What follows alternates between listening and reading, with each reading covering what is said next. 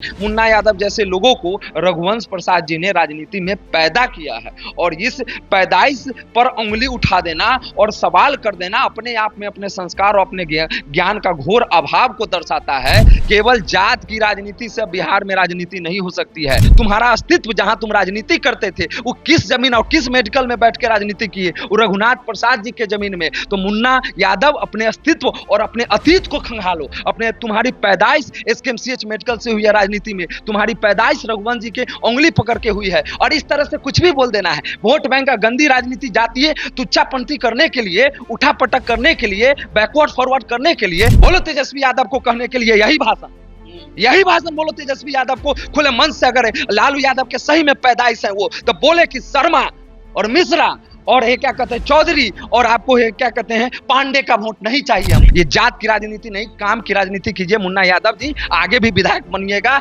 लड़ाई में रहिएगा, नहीं तो आप मुखिया बनने लायक भी नहीं रहिएगा और आप पंचायत चुनाव में भी नहीं लड़ पाइएगा। ये अगर लक्षण रहा आपका। नमस्कार। 2020 से 2025 का जो बिहार चुनाव है उसमें रणनीति का फर्क नजर आ रहा है और वो रणनीति जो है खास तौर पर आरजेडी की बदली सी नजर आ रही है। 2020 के विधानसभा चुनाव में तेजस्वी भव बिहार का नारा दिया गया था। लालू यादव और राबड़ी देवी को आरजेडी के पोस्टरों से गायब कर दिया गया था। जिस तरीके से एक बार फिर बिहार की पॉलिटिक्स में भूरा बाल साफ करो के नारे की एंट्री होती है, इसके बाद आरजेडी के विधायक मुन्ना यादव मुजफ्फरपुर के मीनापुर विधानसभा से पिछले 2 टर्म से विधायक मुन्ना यादव वायरल होते हैं अपने एक बयान को लेकर, जिसमें वो सिंह, झा, मिश्रा, शर्मा को बैकफुट पर रहने की बात कहते हुए नजर आते हैं। इसी पर हम इस वीडियो में बातचीत करेंगे कि कैसे राजद को ये समझ में आ गया है कि अगला पिछड़ा करके ही, शायद जातिवाद करके ही उनकी जो पॉलिटिक्स है एक बार फिर वो सत्ता हासिल कर सकती है। क्योंकि नीतीश कुमार जिस तरीके के फैसले ले रही हैं चुनावी साल में, एनडीए सरकार की तरफ से जिस तरीके के फैसले लिए गए हैं, तेजस्वी यादव के तमाम चुनावी मुद्दों को धराशायी कर दिया गया है। इन्हीं सब पर हम बातचीत करेंगे। अनय राज हमारे साथ हैं। अनय जी, मुजफ्फरपुर की पॉलिटिक्स में मुन्ना यादव मीनापुर के विधायक, राजद से 2 बार विधायक रहे, उनका एक बयान जो है ऐसा वायरल हुआ कि मेन स्ट्रीम मीडिया तक में खूब जो है राजद की किरकिरी हुई। अगला पिछड़ा की पॉलिटिक्स जो है उसको शुरू करने की बात कही जा रही है। कहीं ना कहीं एक मंतव्य जो है साफ तौर पर उस वीडियो में दिखाई पड़ा। उसको लेकर हालांकि बयान जो है सफाई वाला वो मुन्ना यादव का आया, लेकिन उनको कोई इस बात का मलाल नहीं है कि उन्होंने शब्द जो है वो गलत इस्तेमाल किए थे और जातीय वैमनस्य फैलाने का कहीं ना कहीं उनका जो है मंसूबा था।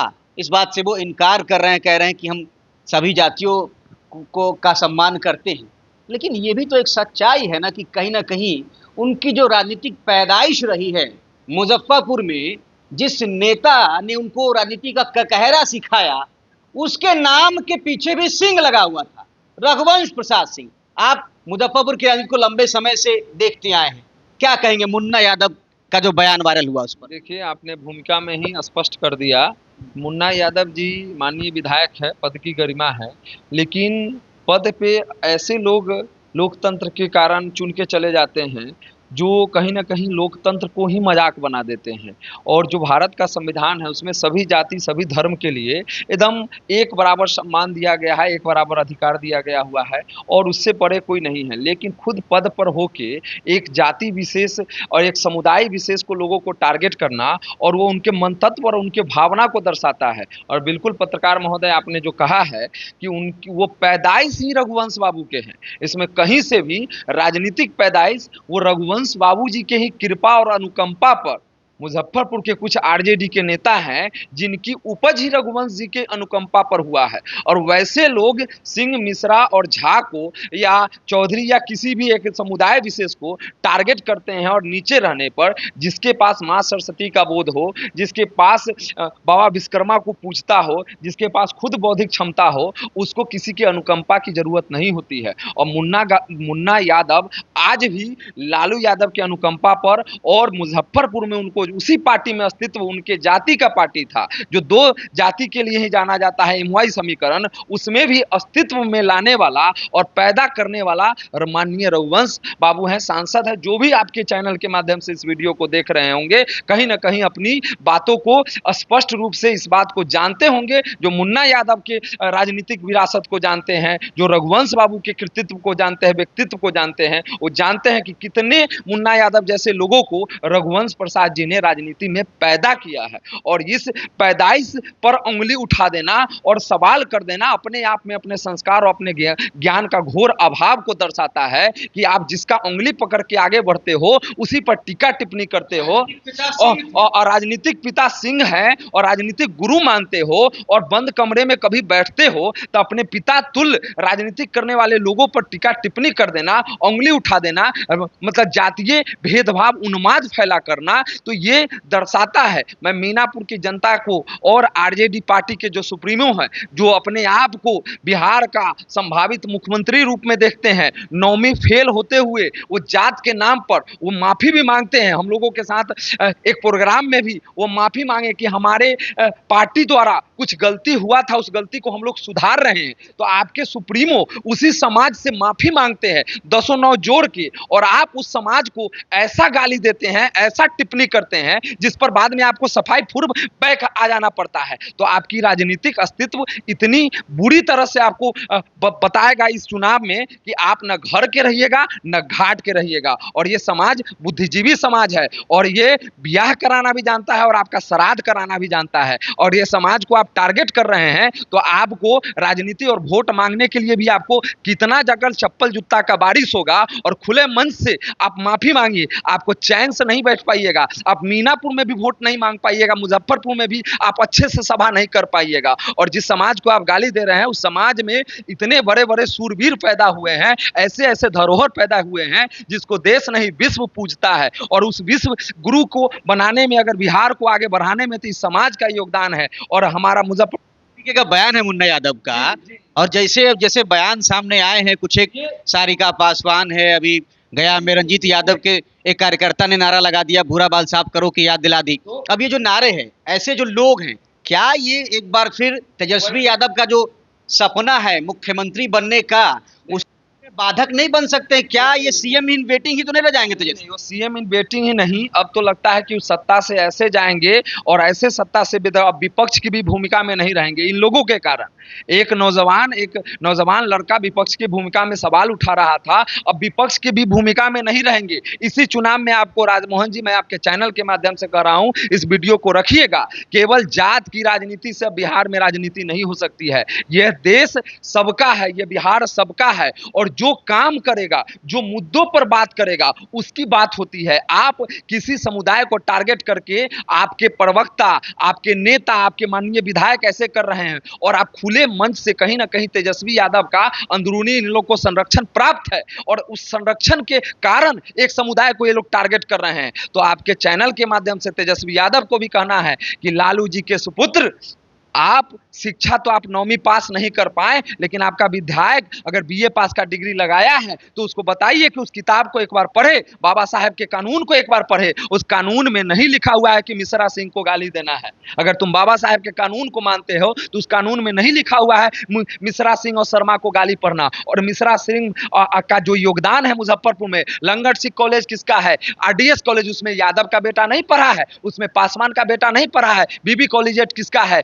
मेडिकल में किसका बेटा इलाज कराने जाता है, एसकेएमसीएच किसने दिया, अमर पांडे जी के पिताजी ने, रघुनाथ पांडे। तो मुजफ्फरपुर शहर को इतने धरोहर से, एमपीएस साइंस कॉलेज किसका है, राम वृक्ष बेनीपुरी कॉलेज किसका है, किसने जमीन दिया, किसने उस कॉलेज को अपना भू दान करके आज इतना बड़ा उत्तर बिहार का सबसे बड़ा मेडिकल अस्पताल और टाटा कैंसर अस्पताल, जो टीसीएस जो जैसी बड़ी, टाटा मेमोरियल जैसी संस्था यहाँ पे किसके जमीन में है, वो रघुनाथ पांडे जी के जमीन में है। तुम्हारा अस्तित्व जहां तुम राजनीति करते थे वो किस जमीन और किस मेडिकल में बैठ के राजनीति किए, वो रघुनाथ प्रसाद जी के जमीन में। तो मुन्ना यादव अपने अस्तित्व और अपने अतीत को खंगालो। अपने तुम्हारी पैदाइश एसकेएमसीएच मेडिकल से हुई है राजनीति में, तुम्हारी पैदाइश रघुवंश जी के उंगली पकड़ के हुई है। है और इस तरह से कुछ भी बोल देना है। वोट बैंक का गंदी राजनीति, जातीय तुच्छापंथी करने के लिए, उठापटक करने के लिए, बैकवर्ड फॉरवर्ड करने के लिए, तो अब बैकवर्ड में भी, पिछड़े समाज में भी पढ़े लिखे लोग, पिछड़े समाज के लोग आईएएस बन रहे हैं, यूपीएससी क्रैक कर रहे हैं, बीपीएससी क्रैक कर रहे हैं। तो तुम्हारे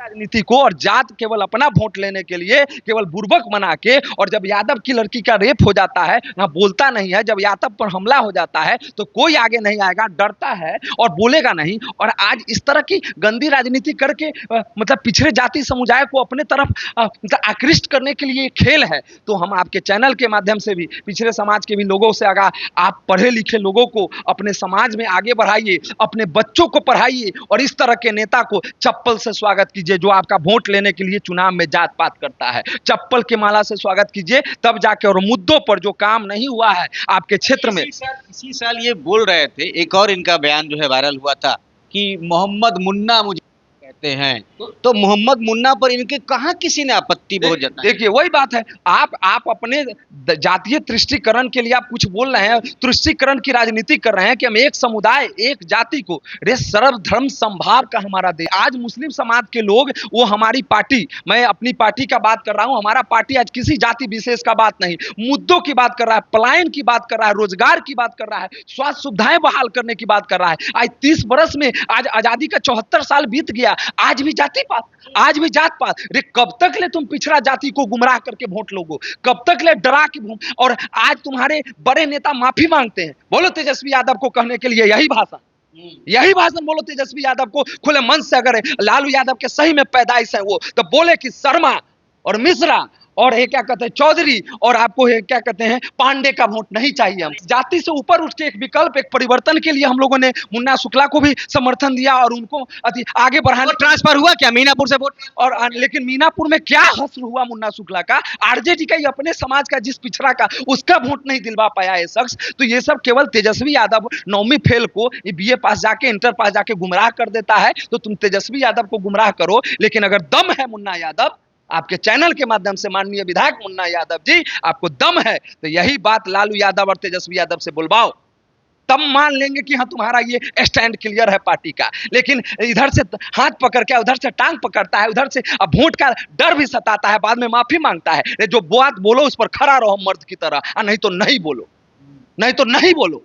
तुष्टीकरण की राजनीति अपने वोट बैंक के लिए ये नहीं चलेगा। अगर बोला है तो उस बात पर खड़ा रहो, और नहीं तो माफी मांगो, आके सार्वजनिक रूप से माफी मांगो, हाथ जोड़कर माफी मांगो। वो पांडे, मिश्रा और शर्मा से माफी मांगो। ये जात की राजनीति नहीं, काम की राजनीति कीजिए। मुन्ना यादव जी आगे भी विधायक बनिएगा, लड़ाई में रहिएगा, नहीं तो आप मुखिया बनने लायक भी नहीं रहिएगा और आप पंचायत चुनाव में भी नहीं लड़ पाइएगा। ये अगर लक्षण रहा आपका तो